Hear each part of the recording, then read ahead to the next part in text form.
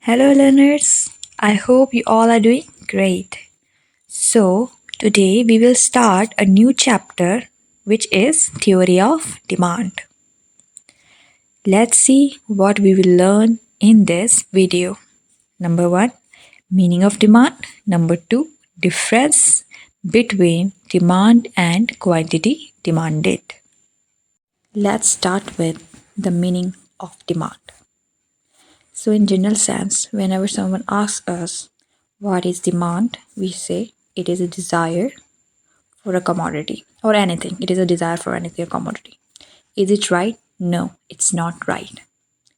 Why? Because if we desire to even buy a pen, we should have enough money to buy it. Secondly, willingness, readiness, or inclination to go to the market and purchase it. So, what is demand? So, demand for a commodity refers to desire to buy a commodity, but backed with sufficient purchasing power and willingness to spend.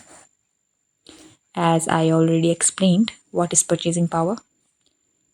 Purchasing power. Power means ability. So, the ability to purchase something is purchasing power. And in the most general sense, it is money. And willingness, again, it means inclination. The readiness, as I have given the example of pen, to go to the market and purchase it. So, demand for a commodity refers to desire to buy a commodity backed with sufficient purchasing power, that is enough money, and willingness to spend. Moving forward, now we will study about the difference between demand and quantity demanded. Earlier, we defined demand in a very formal way, which contained desire, sufficient purchasing power, and willingness to spend, right? Here, we will study the difference between demand and quantity demanded with respect to what? Amount. The amount demanded. Okay. So, what is demand? It refers to different possible quantities of a commodity that a consumer is ready to buy at different possible prices. Focus upon the underlined words in green. On the other hand, what is quantity demanded? It refers to the specific quantity of a commodity that a consumer is ready to buy at a specific price.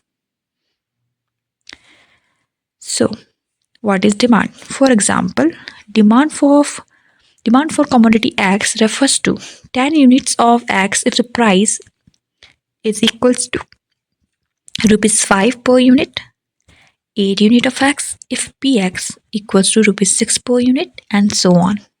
Whereas quantity demanded of X refers to 8 units of X if Px happens to be rupees 6 per unit. Moreover, demand is shown through the entire demand curve, whereas quantity demanded is shown as a point on demand curve.